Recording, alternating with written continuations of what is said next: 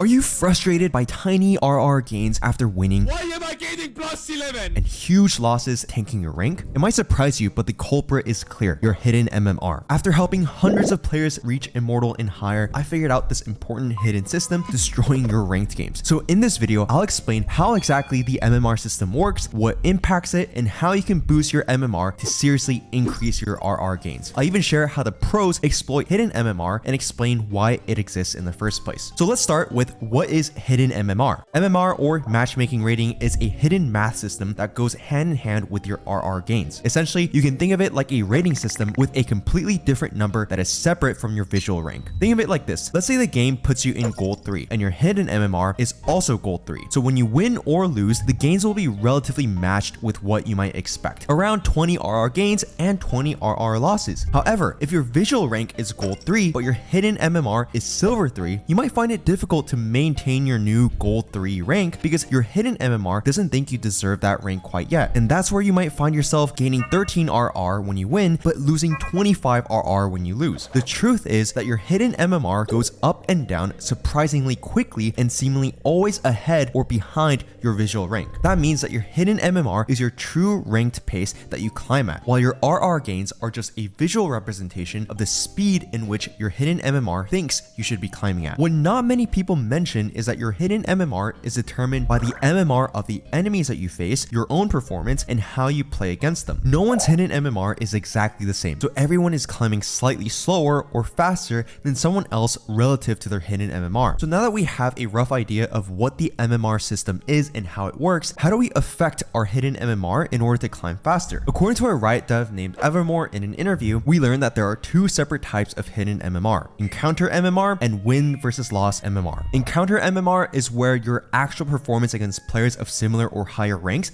matter. This comes with your actual KDA, your kills, assists, and trades, and the other wonderful tracker stats that people normally look at. So if you're struggling to get kills, play consistently, or have closer matches, your encounter MMR would affect your gains a lot more. However, the amount it affects your rank varies on what rank you are. For example, lower elo players have more drastic differences in encounter MMR, so your actual performance matters a lot more in affecting that hidden value. But compare that to an immortal player, and the encounter difference makes little difference in affecting your overall MMR. The second type of matchmaking rating is your win versus loss MMR. This hidden value is based on your win-loss ratio, the round differences in your games, and the amount of games that you're playing. This might be the difference of winning games 13-10 or 13-9 versus a player who wins games 13-2 and 13-5 more consistently. So if you're stuck in a higher rank, it may be because you aren't playing enough of the game to affect this number. For example, if your regular rank is ascendant and your hidden MMR is also ascendant, you might see pretty standard ranked gains in your rank. However, if you hit Immortal and your hidden MMR is still around ascendant, you may struggle to stay at this rank because of your lack of encounters and playtime against other Immortal players. Now, ranking up is already frustrating as it is, and struggling with your hidden MMR is no fun either. So if you feel like your MMR is holding you back and you want help with ranking up more easily, my team of Radiant and VCC coaches can help you rank up 500 RR in 10 weeks guaranteed, or you get your money back inside our Immortal roadmap program. We've helped hundreds of players hit Immortal in Radiant, and we can coach you to do the same. So if you're serious about putting in the work with world-class coaches, click the link below to book a free strategy call with me or one of my coaches to see if we'd be a good fit. Now, in order to improve factors like encounter MMR and your win rate MMR, you need to take more steps to focus on playing for the win rather than playing not to lose. This means that to improve overall, you have to perform better not just in your win versus loss ratio and the round differences between your games, but you also have to perform better individually in order to change your hidden MMR. This might be easier or harder depending on a few factors. For example, if you're in solo or duo queue more often and perform better when queuing in this format, you'll climb higher than people who trio or 5-stack the same amount of games. Not only is it because your RR gain is going to be reduced, but it's also because your hidden MMR gains are also going to be reduced. Another thing to consider is that the lower your rank, the more your individual performance affects your hidden MMR. While every rank is affected by your win-loss MMR, not every rank is affected as drastically with your encounter MMR, like we previously discussed. All of this just means that that you shouldn't be waiting around for your team to get a bunch of impactful stats like kills, time alive, or spikes planted and defused, but instead, you should be trying to do as much individually as possible to keep the game competitive and to beat out your opponents. As an example of this, a very practical way to keep more of your hidden MMR in your games is to avoid surrendering, since even if you only win one more round on a lost game, that one round can save you more hidden MMR than a straight up surrender. So generally, this means that you need to improve every aspect of your stats to rank up faster, and oftentimes this means you want a win streak in order to prove that the system has your MMR wrong. So how can we do this? Well, consistency is key in making sure you can climb. For example, you heard me mention playing a lot more games to affect your hidden MMR, but that doesn't mean a lot more games should be 20 games a day. Instead, think about how often you actually play. If you only play 2 or 3 games a day, then if you simply double your playtime to 4 to 6 games a day, you'll affect your hidden MMR faster than you would otherwise. Not everyone has the time or dedication to play like the pros do for ranked, so as long as you're relatively playing more to your schedule rather than going to an extreme level of play, you will climb faster overall. That also means that it's better to play consistently every day rather than a bunch of games at once in order to truly affect your hidden MMR and performance consistency. Keep in mind, this idea is less of a rule and more of a coaching recommendation. The reason I recommend not queuing a bunch in one day for the week is because of the diminishing returns of playing a bunch of games and practicing all at once. Research has shown that spaced repetition is more effective in learning. You can think of this as similar to practicing a musical instrument. It's way better to practice a little bit every day rather than a bunch at once because you can consistently sleep, process, and give yourself time to retain the information. So if you play Valorant, let's say twice a week, but 10 games each of those sessions, it might be better to split that up throughout the week to affect your hidden MMR more and improve your consistency in your performance. There's also another factor to consider in pushing your hidden MMR to new heights, and that's not overexerting yourself in your act climb to a new peak. What I mean by that is that you don't want to play beyond the peak you were going for during that act. The way this is typically achieved is through loss limiting yourself. Let's say you want to win every game except 2 for the day. Once you lose 2 games, you might go onto your alt account in a similar elo to get reps rather than risk your main account's hidden MMR to play a bunch of potential losses. This is a trick pros like Exter use all the time in order to position themselves higher and higher on the ladder every act. They hit a new peak, play less games on that account and more on a different account to practice, then get that account to a similar peak. They aren't smurfing in what you might normally see in ranked games. Instead, they're using an alt account after they hit their new ranked goals and only play on their main account to push for higher and higher ranks, even if that alt account name is less than family friendly.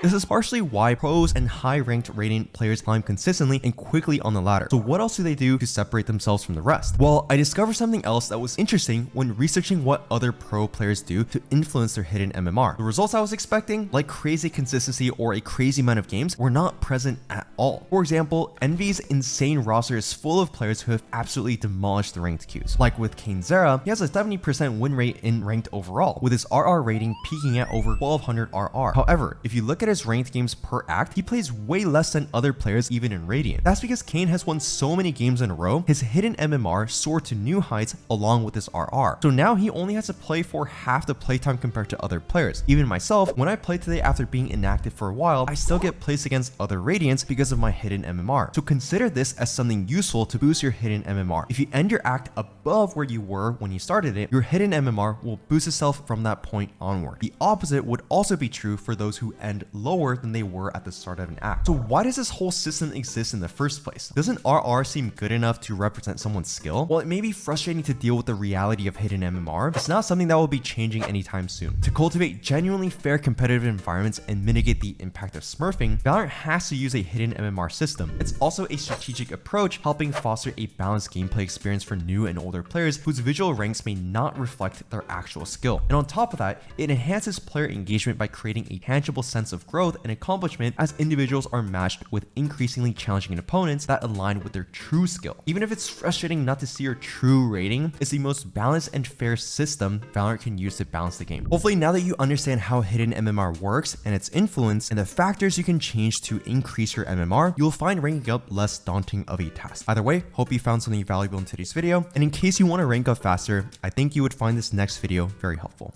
Thanks for watching.